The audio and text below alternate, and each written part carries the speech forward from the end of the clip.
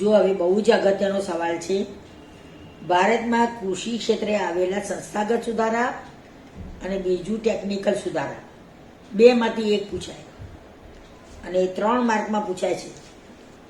તો ભારતમાં કૃષિ ક્ષેત્રે આવેલા સંસ્થાગત સુધારાઓ જણાવો. ધ્યાન રાખજો, એકનું બીજામાં ના લખાઈ જાય. એમાં તમને મેં જે પેમ્પલેટ આપ્યું છે એમાં સંસ્થાગત શબ્દ રહી ગયો છે. આમ તો એનો આવી જાય છે, વ્યાખ્યા મૂકી છે એમાં. ભારતમાં જમીન માલિકી, ખેત ધિરાણ, ખેત પેદાશો અંગે જે સુધારા કરવામાં આવ્યા છે તેને સંસ્થાગત સુધારા કહેવાય છે. ફરીથી જુઓ, જમીન માલિકી, ખેત ધિરાણ, ખેત પેદાશો અંગે જે કંઈ સુધારા થયા છે તેને સંસ્થાગત સુધારા કહેવાય છે. ભારતમાં સરકારે જમીનદારીની પ્રથા નાબૂદ કરી છે. રાજ સામંતશાહી હતી. સામંતશાહી એટલે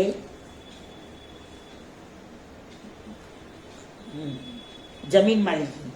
તો ભારતમાં જમીન માલિકી, ખેત ધિરાણ, ખેત પેદાશ વગેરેમાં જે સુધારા આવ્યા છે તેને શું કહેવાય છે? સંસ્થાગત સુધારા. હવે પહેલું લઈએ આપણે. ભારતમાં સરકારે જમીનદારી પ્રથા એટલે કે સામંતશાહી નાબૂદ કરી છે. તેથી ખેડૂતોનું શોષણ થતું અટક્યું છે. ખેડૂતોને જમીન માલિકીનો સાચો હક આપવામાં આવ્યો છે. એટલે કે ખેડે તેની જમીન એ કાયદો અમલમાં મૂકવામાં આવ્યો છે.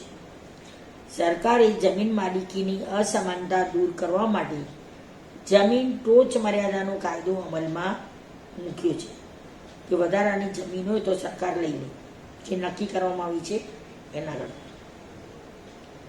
તો સરકારે જમીન માલિકીની અસમાનતા દૂર કરવા માટે જમીન ટોચ મર્યાદાનો કાયદો અમલમાં મૂક્યો છે. ખેડૂતોને કિસાન ક્રેડિટ કાર્ડ, રાષ્ટ્રીયકૃત બેંક તેમજ સહકારી બેંકો દ્વારા કૃષિ ધિરાણ એટલે લોન આપવામાં આવે છે. સરકાર દ્વારા ખેડૂતોને બિયારણ, ખાતરો તથા જંતુનાશકો ખરીદવા માટે લોન તથા સબસિડી આપવામાં આવે છે. હવે સબસિડી એટલે શું? તો જો બજારમાં જે ભાવ ચાલતો હોય એના કરતાં ઓછા ભાવે આપવામાં આવે એને સબસિડી કહેવામાં આવે છે. ત્યારે બજારમાં ઘઉં 20 રૂપિયા કિલો હોય અને સરકાર 15 રૂપિયા કિલો ગરીબોને આપે તો એ 5 રૂપિયા સબસિડી કહેવાય. દુષ્કાળ એટલે દુકાળ, અતિવૃષ્ટિ જેવા સંજોગોમાં પાક નિષ્ફળ જાય ત્યારે આર્થિક સહાય આપવામાં આવે છે. આ વખતે તમે ટીવીમાં જોતા હશો, સૌરાષ્ટ્રના મોટાભાગના શહેરોમાં પાક નિષ્ફળ ગયો છે, અતિવૃષ્ટિ થઈ છે. તો એને માટે આર્થિક સહાય ખેડૂતોને આપવામાં આવે છે.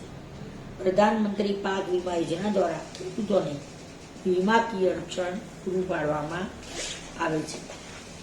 ખેડૂતોને તેમની પેદાશોના પોષણક્ષમ ભાવ મળી રહે તે માટે સહકારી મંડળીઓ, ખરીદ વેચાણ સંઘ, સહકારી ધોરણે ગોદામ, શીતગૃહો એટલે એર કન્ડિશનર, પરિવહન અને સંદેશા વ્યવહારની સુવિધા પૂરી પાડવામાં આવે છે. ખેડૂતો પાસેથી તેમની ખેત પેદાશોની પોષણક્ષમ એટલે ટેકાના ભાવે ખરીદ કરતી સંસ્થાઓ નાફેડ, ગુજકો, માસોલ, NDDB કાર્યરત છે. આ સંસ્થાઓનું નામ 1 માર્કમાં પૂછાશે. કઈ કઈ સંસ્થાઓ ટેકાના ભાવે ખરીદ કરે છે? નાફેડ, ગુજકો, માસોલ અને NDDB. હવે આપણે જોઈએ કૃષિ ક્ષેત્રે આવેલા ટેકનિકલ સુધારા. બેમાંથી એક આવશે. આ સહેલા છે પહેલા કરતા. કૃષિ ક્ષેત્રે બિયારણ, ખાતર અને ખેત સાધનોમાં આવેલા સુધારાને ટેકનિકલ સુધારા કહેવામાં આવે છે. ભારતમાં સિંચાઈ માટે જૂના યંત્રની જગ્યાએ સબમર્સિબલ કે મોનોબ્લોક પંપ, સોલર પંપ, ટપક પદ્ધતિ અને ફુવારા પદ્ધતિનો ઉપયોગ થવા લાગ્યો છે. ભારતમાં રાસાયણિક ખાતરો જેવા કે DAP, NPK, યુરિયા જેવા જૈવિક ખાતરો, પ્રવાહી જૈવિક ખાતરો પ્રવાહિત જૈવિકો વગેરેનો વપરાશ વધ્યો છે. ભારતમાં બાયોટેક બિયારણોનો ઉપયોગ થાય છે. ભારતમાં પાક સંરક્ષણ માટે જંતુનાશક દવાઓ તથા જૈવિક નિયંત્રણોનો ઉપયોગ થાય છે. ખેડૂતોને સતત માર્ગદર્શન પૂરું પાડવા માટે રેડિયો, ટીવી, વર્તમાનપત્રો, મોબાઈલ, SMS, મોબાઈલ વગેરેનો ઉપયોગ થવા લાગ્યો છે. ખેડૂતોને પ્રશિક્ષિત કરવા માટે દરેક જિલ્લા મથકે ખેડૂત તાલીમ કેન્દ્રો શરૂ કરવામાં આવ્યા છે. દરેક રાજ્યમાં કૃષિ યુનિવર્સિટીની સ્થાપના કરવામાં આવી છે. ખૂબ અગત્યનું. અને એમાં ગુજરાતમાં કઈ કઈ છે તે ગુજરાતમાં દાંતીવાડા, જુનાગઢ, આણંદ અને નવસારી કૃષિ યુનિવર્સિટીઓ આવેલી છે. કઈ 4 જગ્યાએ છે? દાંતીવાડા, જુનાગઢ, આણંદ અને નવસારી.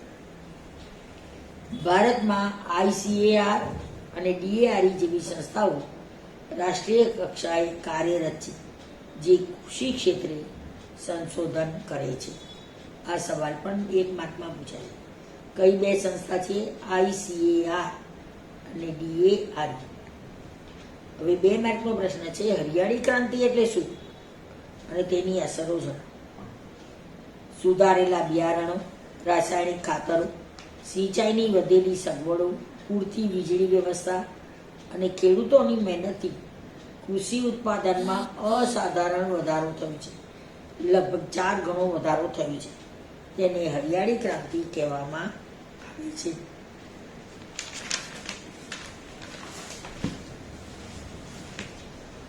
હવે એની સારી અસરો પણ છે અને ખરાબ અસરો પણ. પહેલા આપણે લઈએ સારી અસરો. હકારાત્મક. કૃષિ ઉત્પાદન વધ્યું છે. પહેલા આપણા દેશમાં ખાદ્યાન્નની અછત હતી. તેના સ્થાને અત્યારે અનાજ પૂરતા પ્રમાણમાં છે. અનાજના ભંડાર ભરેલા છે.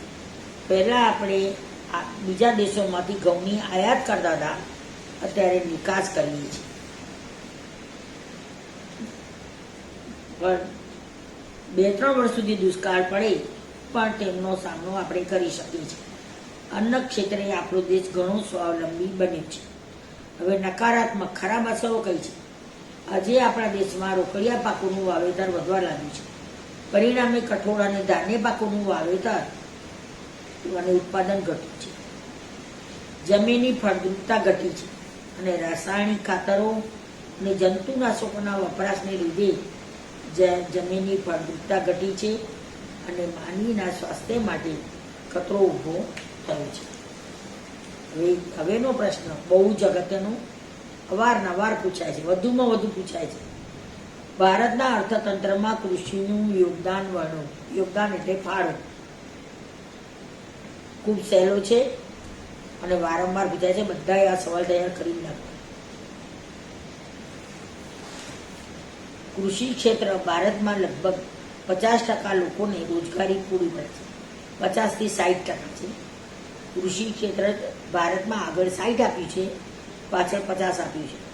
એટલે ભારતમાં લગભગ 50 થી 60% લોકોને રોજગારી પૂરી પડે છે. દેશની કુલ ઘરેલું પેદાશમાં લગભગ 17% હિસ્સો ધરાવે છે. કેટલા ટકા? 17. કૃષિ પેદાશની નિકાસ દ્વારા દેશને કિંમતી હુંડિયામણ પ્રાપ્ત થાય છે. કૃષિ ક્ષેત્ર સુતરાઉ કાપડ, ખાંડ, કાગળ, તેલ તથા અન્ય કેટલાક ઉદ્યોગોનો કાચો માલ ઉપાડે છે. કૃષિ લોકોને ખોરાક અને પશુઓને ઘાસચારો પૂરો પાડે છે. હવે ફરી યોગદાનમાં જુઓ કે પહેલાં તો 50 થી 60% લોકોને રોજગારી પૂરી પાડે છે. ઘરેલું પેદાશોનો 17% હિસ્સો ધરાવે છે. કૃષિ પેદાશોની નિકાસો દ્વારા હુંડિયામણ પ્રાપ્ત થાય છે અને ઉદ્યોગો માટે કાચો માલ પૂરો પાડે છે. લોકોને ખોરાક અને પશુઓને ઘાસચારો પૂરો પાડે છે. હવે અનાજ સંરક્ષણ શા માટે જરૂરી છે? 2 માં. જો દેશની અનાજની માંગ વધતી જતી હોય અને અનાજની આયાત કરવી પડતી હોય તો દેશની રાજકીય સ્વતંત્રતા જોખમાય છે. ઈસવીસન 1951માં ભારતની વસ્તી 1 માર્ક માટે અગત્યનું 36.10 કરોડ હતી. 1951માં ભારતની વસ્તી 36.10 કરોડ, જે વધીને આજે 125 કરોડથી વધુ થઈ ગઈ છે. પરિણામે અનાજની માંગ વધી છે. ઈસવીસન 1950-51માં અનાજનું ઉત્પાદન 51 કરોડ ટન હતું, જે વધીને ઈસવીસન 2013-14માં 265.4 કરોડ ટન થયું છે. એને એટલે લગભગ 4 ગણું વધ્યું છે. એને કારણે વિપરીત પરિસ્થિતિમાં પણ દેશની ન્યૂનતમ જરૂરિયાત પૂરી કરી શકે છે. અનાજ સંરક્ષણ માટે વૈજ્ઞાનિક પદ્ધતિનો ઉપયોગ કરી અનાજનો બગાડ થતો અટકાવવો જોઈએ. હવે બહુ જ અગત્યનો પ્રશ્ન છે, ભારતની ખેતી પર વૈશ્વિકીકરણની અસર અથવા વિશ્વ બજાર અને ભારતની ખેતી. જો પહેલા આપણા દેશમાં અમુક જ પ્રકારના શાકભાજીને મળતા, અત્યારે તમે જે વિદેશોમાં કોબી તો આપણે ત્યાં એક જ, પણ વચ્ચે ફાલસા કલરની કોબી કરી ખેડૂતને ત્યાંથી મંગાવી પણ આપણે ત્યાં ચાલી. ઘણી બધી વસ્તુઓ એવી છે કે જે આપણે પહેલાં નહોતી જોઈ પણ અત્યારે જોઈએ છે. એ બધું છે વૈશ્વિકીકરણને કારણે. તો જુઓ, મકાઈ ખાસ તો તમે જુઓ છો, પહેલાં દેશી મકાઈ આવતી, કઠણ હોય. અત્યારે જ્યારથી આપણે વિદેશની નીતિ અપનાવી છે અને આપણે આયાત નિકાસ કરીએ છીએ, એમાં અમેરિકન મકાઈને લોકોએ વધારે પસંદ કરી છે. એટલે આપણા ખેડૂતો પણ હવે દેશી મકાઈની છોડ બદલીમાં અમેરિકન મકાઈ ઉત્પાદન કરે છે. ભારતના ખેડૂતો પોતાની ખેત પેદાશોને વૈશ્વિક બજારમાં વેચી આર્થિક રીતે સમૃદ્ધ બને તે માટે સરકારે ખેતી ક્ષેત્રે વૈશ્વિકીકરણની નીતિ અમલમાં મૂકી છે. વૈશ્વિકીકરણને લીધે ખેત પેદાશોનું પ્રમાણ, પ્રકાર અને સ્વરૂપમાં પરિવર્તન આવ્યું છે. આ પોઈન્ટ ભૂલવાનું નથી. કઈ 3 બાબતોમાં પરિવર્તન આવ્યું છે? પ્રમાણ. જો તરબૂચ તમે જુઓ છો, પહેલાં તરબૂચ કેવા આવતા હતા, મોટા. અત્યારે તમને ગોળ તરબૂચ આવે એટલું નહીં, લંબગોળ એ આવે, લંબચોરસે આવે છે, અનેક જાતના આવે છે, નાનાથી માંડી મોટા. પપૈયા તો પહેલાં આપણે ત્યાં જે પપૈયું આવતું એમાં બી હોય જ ઢગલામાં. અત્યારે બી વગરના. દ્રાક્ષ એ પણ બી વગરની. આ બધું વૈશ્વિકીકરણને લીધે શક્ય બન્યું છે. તો પ્રમાણ, પ્રકાર અને સ્વરૂપમાં પરિવર્તન આવ્યું છે. ખેતી ક્ષેત્રે આયાત નિકાસની પ્રક્રિયા સરળ બની છે. પરિણામે ગુજરાતમાંથી મરચાં, તલ વગેરે ચીનના બજારમાં અને વિશ્વના વિવિધ ફળો ભારતના બજારમાં મળતા થયા છે. વૈશ્વિકીકરણને લીધે બહુરાષ્ટ્રીય કંપનીના મોંઘા બિયારણો ભારતમાં પ્રાપ્ત થયા છે, જેને લીધે કપાસ અને મકાઈના ઉત્પાદનમાં નોંધપાત્ર વધારો થયો છે. અને કેટલાક ઉત્પાદનોને વૈશ્વિક બજાર પ્રાપ્ત થવાને લીધે તેમના માટે પેટન્ટ રજિસ્ટ્રેશન કરાવવાની જરૂરિયાત ઊભી થઈ છે. હવે સ્વાધ્યાયના પ્રશ્નો જુઓ. કઈ ખેતીમાં હેક્ટર દીઠ ઉત્પાદન ઓછું હોય છે? ઝૂમ ખેતી. કઈ ખેતીમાં રાસાયણિક ખાતરો અને જંતુનાશકોનો ઉપયોગ કરાતો નથી? સજીવ ખેતી. મગફળીનું ઉત્પાદન કયા રાજ્યમાં સૌથી વધુ થાય છે? મોસ્ટ આઈએમપી ગુજરાતમાં. ચોકલેટ શેમાંથી બને છે? કોકોમાંથી. કયા મસાલા પાકમાં ગુજરાત પ્રથમ ઉત્પાદક રાજ્ય છે? ખૂબ જ અગત્યનું, ઈસબગુલ. નીચેનામાંથી કયું કઠોળ રવિ પાક છે? ચણા. બાકીના અગત્યના પ્રશ્નો જોઈ લો. જે પાકનો આમાં મેં ઉલ્લેખ નથી કર્યો, ચોપડીમાંથી પણ વાંચી લેજો. શેરડીના ઉત્પાદનમાં ભારતનું સ્થાન બીજું છે. પ્રથમ ક્રમે શેરડીમાં બ્રાઝિલ છે. હવે ભારતમાં સૌથી વધારે શેરડી પકવતું રાજ્ય કયું છે? ઉત્તર પ્રદેશ. 50%થી વધારે શેરડી એકલા ઉત્તર પ્રદેશમાં થાય છે. શેરડીના રસમાંથી ખાંડ, ગોળ, ખાંડસરી, ઇથેનોલ બને છે. શેરડીના ઉત્પાદક રાજ્યો કયા કયા છે? પહેલા નંબરે ઉત્તર પ્રદેશ, પછી મહારાષ્ટ્ર, તમિલનાડુ, કર્ણાટક, આંધ્ર અને ગુજરાત. ઉત્તર પ્રદેશ, મહારાષ્ટ્ર, તમિલનાડુ, કર્ણાટક, આંધ્રપ્રદેશ અને ગુજરાત. એમાં દક્ષિણ ભારતની શેરડીમાં ગળપણ વધારે હોય છે. રબર શેમાંથી તૈયાર થાય છે? લેટેક્સ કુળના રબરના વૃક્ષમાંથી જરતા દૂધમાંથી. લેટેક્સ કુળના રબરના વૃક્ષમાંથી જે દૂધ જરે છે તેમાંથી રબર બનાવવામાં આવે છે.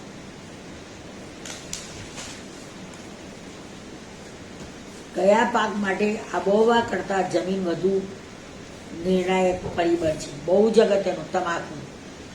કયા પાક માટે આબોહવા કરતા જમીન વધુ નિર્ણાયક છે? તમાકુ. ભારતમાં તમાકુ ગુટકા પર પ્રતિબંધ મૂકનાર પ્રથમ રાજ્ય કયું છે? સિક્કિમ. Most IMB. સિક્કિમમાં એના પર પ્રતિબંધ મૂકી દેવામાં આવ્યો છે. તમાકુનું સૌથી વધુ ઉત્પાદન કયા રાજ્યમાં થાય છે? ગુજરાત. અને તેનું પ્રમાણ 80% જેટલું છે. તમાકુનું સૌથી વધુ ઉત્પાદન ગુજરાતમાં થાય છે. તેનું પ્રમાણ 80% જેટલું છે. વિશ્વમાં ફળોના ઉત્પાદનમાં ભારતનું સ્થાન ચીન પછી બીજા ક્રમે છે. ભારત કયા દેશોમાંથી દ્રાક્ષની આયાત કરે છે? અફઘાનિસ્તાન, પાકિસ્તાન અને ઓસ્ટ્રેલિયા. અફઘાનિસ્તાન, પાકિસ્તાન અને ઓસ્ટ્રેલિયામાંથી દ્રાક્ષની આયાત કરે છે. ભારતમાં રાષ્ટ્રીય ઉત્પાદનમાં કૃષિનો હિસ્સો 22% છે. આગળ આવી ગયું. ભારતના કુલ વાવેતર વિસ્તારના 75% વિસ્તારમાં ધાન્ય પાકની ખેતી થાય છે. બહુ જ કુલ વાવેતર વિસ્તાર છે એમાં 75%માં ધાન્યની ખેતી થાય છે. ઘઉં, ડાંગર, જુવાર વગેરે. ગુજરાતમાં તુવેરનું સૌથી વધુ ઉત્પાદન કયા રાજ્યમાં થાય છે? વડોદરા. ગુજરાતમાં મગ મઠનું સૌથી વધુ ઉત્પાદન કચ્છમાં થાય છે. મગફળીના ઉત્પાદનમાં વિશ્વમાં ચીન દેશ પ્રથમ સ્થાને છે. તલનું સૌથી વધુ વાવેતર ગુજરાતમાં બનાસકાંઠા જિલ્લામાં થાય છે. ધ્યાન રાખજો, તલનું સૌથી વધુ વાવેતર ગુજરાતમાં અને બનાસકાંઠામાં થાય છે. ઉત્તર ભારતનો મહત્વનો તેલીબિયા પાક કયો છે? ઉત્તર ભારતના લોકો કયું તેલ વાપરે છે? સરસવ, રાઈનું. વિશ્વમાં એરંડાના ઉત્પાદનમાં ભારતનો હિસ્સો કેટલા ટકા છે? 64. વિશ્વમાં બહુ જ અગત્યનું રબરના ઉત્પાદનમાં પ્રથમ ક્રમે મલેશિયા છે. રબરના ઉત્પાદનમાં પ્રથમ ક્રમે મલેશિયા છે. વિશ્વના કુલ મસાલાના ઉત્પાદનમાં ભારતનો હિસ્સો લગભગ 35% છે. સઘન ખેતીને વેપારી ખેતી પણ કહે છે. વિશ્વમાં તલની સૌથી વધુ નિકાસ કરતો દેશ ભારત છે. સૌથી વધારે નિકાસ તલની ભારતમાંથી થાય છે. વિશ્વમાં ચાનું સૌથી ઉત્પાદન કરતો દેશ ચીન છે અને ભારત બીજા નંબરે છે. બાજરીના વાવેતરમાં કયો જિલ્લો મોખરે છે? બનાસકાંઠા. ઘઉં કયા કટિબંધનો પાક છે? ખૂબ અગત્યનું, સમશીતોષ્ણ કટિબંધ. ગુજરાતના ભાલ પ્રદેશમાં સૂકી ખેતીથી કયો પાક લેવામાં આવે છે? ઘઉં અને ચણા. કર્ણાટકનો ખાલી જગ્યા પ્રદેશ કોફી માટે જાણીતો છે, ખૂબ જ અગત્યનું, કુર્ગ. અને ગુજરાતનો કયો પ્રદેશ તમાકુના પાક માટે જાણીતો છે? ચરોતર. બેમાંથી એક આવશે. કોફી માટે કર્ણાટકનો કુર્ગ પ્રદેશ અને તમાકુના પાક માટે ગુજરાતનો ચરોતર.